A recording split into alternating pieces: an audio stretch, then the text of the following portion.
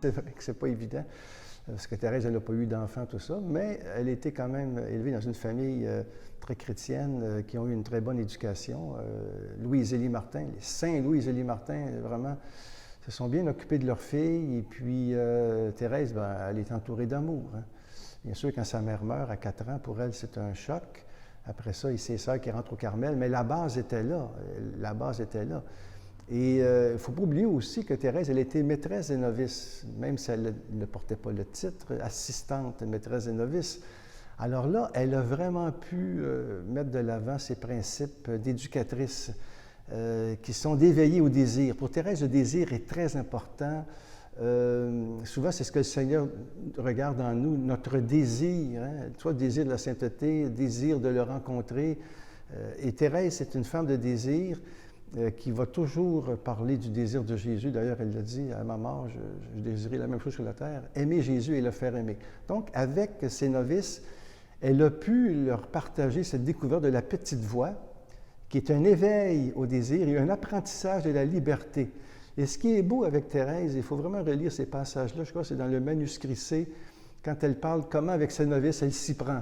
Elle dit, avec une telle, il faut être très, très doux, l'encourager, lui dire qu'on a les mêmes combats, et puis, bon, bien, on arrive à surmonter certaines de nos limites, bien qu'il faut les accepter.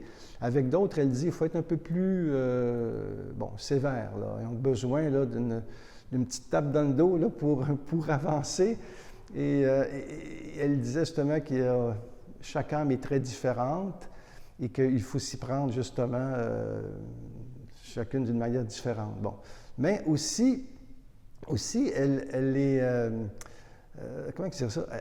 Elle les invite à la liberté, elle les invite toujours devant le Seigneur à être ouverts, joyeux, et c'est ça qu'elle fait avec ses novices. Je pense que c'est ça qu'il faut retenir en gros. C'est un éveil au désir et un apprentissage de la liberté. Et alors, c'est sûr que je n'ai pas les textes en tête, là, mais dans mon livre, Thérèse, une espérance pour les familles, Parole d'espérance pour les familles, je sors les textes, justement, où elle est éducatrice avec ses novices, où elle parle de son expérience de maîtresse des novices. Et elle le dit bien avant, des fois, les rencontres ou avant de reprendre une novice, je demande toujours à Marie de m'aider, de venir me conseiller aussi, parce que notre grande éducatrice, c'est notre mère, et notre mère, c'est Marie. Et c'est beau de voir comment que Thérèse, elle se sent petite, mais elle sait que le Seigneur se sert d'elle.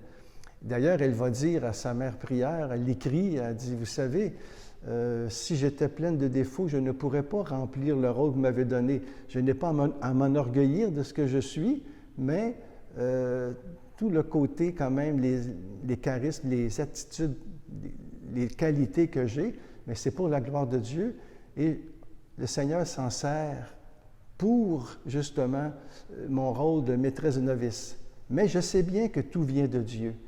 Alors moi, je ne peux que rendre grâce. Alors Thérèse va tout simplement avec ses novices, je dirais d'une manière très, très, par l'exemple et par la bonté, un peu comme Charles de Foucault, hein, prêcher par l'exemple, bien, montrer que la petite voix, en fin de compte, c'est de supporter ses imperfections avec douceur, de ne pas s'étonner des défauts des autres, mais plutôt de rendre grâce pour leur qualité et de faire confiance au Seigneur. Nous le savons, hein, c'est la phrase centrale, l'exhortation apostolique du pape François, c'est la confiance. Bien, il reprend cette phrase-là de Thérèse, c'est la confiance et rien que la confiance qui doit nous conduire à l'amour. Et le pape, justement, il va dire qu'avec cette phrase-là, déjà, c'était assez pour qu'elle soit docteur de l'Église. Alors, mais si on prend cette phrase-là vraiment au sérieux et si on l'intègre dans notre vie, eh bien, vraiment, on se rend compte que, justement, c'est le Seigneur qui nous éduque. Mais il passe à travers les personnes. Et Thérèse, elle était un beau témoin. Donc, il faut relire un peu ces passages-là de l'histoire d'une âme parce qu'il y a beaucoup d'extraits quand elle est maîtresse des novices où on voit justement Thérèse dans son rôle d'éducatrice, maîtresse des novices, où elle éveille au désir ses novices, où elle les invite à la liberté et surtout de ne jamais se décourager, de toujours s'accepter comme on est, de faire confiance au Seigneur et de rendre grâce aussi pour les qualités qu'on voit chez les autres personnes. Ben oui, c'est sûr, parce que il n'y a pas personne de parfait. Hein? Il n'y a pas de parent parfait. L'unique raison, il n'y a pas d'enfant parfait. Alors, ça ne donne rien de vouloir... la sainteté, d'ailleurs, ce n'est pas tellement de la perfection, ce n'est pas une question de performance, hein, c'est accueillir la vie, accueillir ce que nous sommes, accueillir les autres et les aimer. Les aimer. Et Thérèse va le dire à un moment donné, je reviens là-dessus parce que c'est important, supporter avec douceur ces imperfections. C'est SES, là, hein, c'est les nôtres. Avec douceur. Et il dit, voilà la sainteté. Alors, c'est quand même simple. C'est une attitude parmi d'autres, hein, parce que la grande attitude de Thérèse, c'est désirer aimer Jésus. Nous, comme parents, si on désire aimer Jésus, si on fait notre possible, eh bien, c'est sûr qu'on va faire des erreurs, c'est normal, parce qu'on est tous limités, on est tous pécheurs. Mais nos enfants vont quand même sentir qu'on les aime et qu'on les accueille comme ils sont, les enfants. Et bien sûr, à l'adolescence, tout ça, moi j'en ai 4 quand même aussi, là, qui sont plus vieux maintenant. J'ai 2 petits-enfants. Et quoi qu'il arrive, on les accueille. Et comme Thérèse dit, on n'a pas, ça c'est important, elle dit, on n'a pas à vouloir que, elle le dit pour les novices, elle dit, il ne faut pas vouloir que les novices ou les enfants suivent la même route que nous, parce que chaque personne est différente et le Seigneur agit d'une manière différente en chaque personne. On n'a pas à imposer nos vues. Ça revient fortement chez Thérèse, où elle aurait pu quand même imposer sa petite voix. Non, c'est ça, c'est ça. Non, elle s'y prend autrement. C'est par l'exemple. Et si on les invite au pardon, par exemple, si nous, on a fait une erreur avec nos enfants, on était un peu trop sévère, puis on dit à l'enfant, écoute, là, j'ai dépassé les bornes, bien, je m'excuse, je te demande pardon. Bien, ça, c'est un enseignement vécu qui va vraiment, que l'enfant va intégrer parce qu'il l'a vu chez ses parents. Dans la famille, ce n'est pas un cours qu'on donne avec nos enfants. On les éveille au désir d'être, au désir de vivre, au désir d'aimer. Et Jésus va s'arranger avec ça. Un jour, peut-être qu'ils feront une rencontre du Christ. Mais déjà, nous n'avons pas à vivre ce que nos enfants ont à vivre et les empêcher parfois de vivre certaines expériences qui peuvent nous être négatives. Surtout à l'adolescence, là. Et alors, c'est sûr que c'est des soucis. Comme Thérèse, elle avait des soucis pour certaines de ses novices, mais elle les donnait au Seigneur. Elle dit, Seigneur, regarde, tu la connais, je prie pour elle. Nous, c'est ce qu'on peut faire avec nos enfants, prier pour eux, ne pas se décourager, faire confiance, s'abandonner et être sûr que le Seigneur entend notre prière. Et en passant par la Vierge Marie, bien, c'est encore drôlement efficace, parce que c'est notre mère, elle le sait, elle aime nos enfants, Marie, et elle veut le mieux pour eux. Et dans l'Évangile, Jésus lui-même va dire, le Père, tous ceux qu'il m'a donnés, il ne veut qu'aucun de ceux qu'il m'a donnés ne se perde. Et Saint Paul va reprendre ça aussi. Il veut que tous soient sauvés, mais nous sommes libres. Et la vie, c'est un combat. Et l'éducation, eh bien, c'est à chaque jour, on reprend, puis nous-mêmes, on est fragiles, on n'est pas parfait. Alors, il faut accepter, il faut s'accueillir soi-même avec douceur. Moi, je trouve que nous ne nous aimons pas assez. Et ça rend gloire au Seigneur, en réalité, de s'accepter, de s'aimer comme on est, puisqu'on est créé à l'image de Dieu. Et nos enfants, on voit des images de Dieu aussi. Et on voit qu'ils nous sont confiés et qu'ils ne nous appartiennent pas.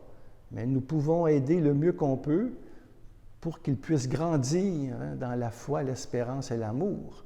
Mais le reste, ça ne nous regarde pas. Qu'est-ce que vous voulez? On fait notre possible et puis il ne faut jamais se décourager. Hein. Des fois, c'est quelques minutes avant la mort ou bien c'est plus tard. On pense que tel enfant... Bon, regardons simplement l'exemple de Léonie Martin. Qu'est-ce qu'on va faire de toi? J'ai écrit un livre justement sur Léonie qui est très encourageante pour les parents, les familles, parce que Léonie, elle a été tellement blessée, tellement pas vraiment ils ont les mêmes talents que ses sœurs. C'est un peu le vilain petit canard de la famille. Eh bien, c'est elle qui va être vénérable, qui va être béatifiée un jour. Là. Sa cause est à Rome, c'est accepté. Bon, mais elle avait tout, en réalité, pour pas que ça fonctionne. Elle était un peu caractérielle, elle avait des complexes, elle était abusée par la bonne. Oh là là, puis elle a fait des essais de vie religieuse, ça ne fonctionnait pas. Puis Thérèse, elle lui avait dit, quand je vais mourir, je vais m'occuper de toi, Léonie. Et après sa mort, bien, elle va entrer, Léonie, à la visitation à Caen, et puis jusqu'en 1941, jusqu'à sa mort. Les parents, Martin, priaient beaucoup pour Léonie, et puis ils voulaient en faire une sainte. Ça revient souvent dans les lettres de Zélie. Mais elle doutait un peu qu'elle soit religieuse. Elle dit, mon Dieu, comment qu'elle peut être religieuse? Mais elle avait ce désir-là, Léonie. Le Seigneur, ce qu'il regarde, c'est notre désir. Et il va justement nous libérer, nous guérir, s'y prendre à sa manière. C'est dans ce sens-là que la famille Martin est un beau témoignage d'une vie d'éducation quand même qui n'a pas été facile, mais qui est un bel exemple parce que c'est une famille qui a beaucoup souffert, hein, qui a perdu 4 enfants. Et à Alençon, bien, c'est sûr ici, moi c'est une grâce d'être ici parce qu'à Alençon, c'est les premiers pas, la famille Martin de Thérèse. Il y a Lisieux, bien sûr, à l'apogée de la vie de Thérèse, mais ici, on voit dans les rues, on voit dans la maison natale de Thérèse, la maison familiale sur la rue Saint-Blaise. Et alors, c'est les rues, pour moi, je vois souvent Zélie et Louis qui marchent ou bien qui vont à la messe à la basilique. Tout ça pour vous dire que ça fait partie justement du circuit thérésien. Hein. Et vous allez voir avec Léonie, qui va donner un jour, qui va être vénérable, béatifié, mais ça va être comme un triangle dans le fond. Il va y avoir Lisieux, Alençon et Caen. Et ça va être un circuit thérésien, parce que la famille Martin n'a pas encore dit son dernier mot. Et avec Thérèse, bien justement, cette famille-là a une parole d'espérance à nous dire aussi à nous, parents d'aujourd'hui.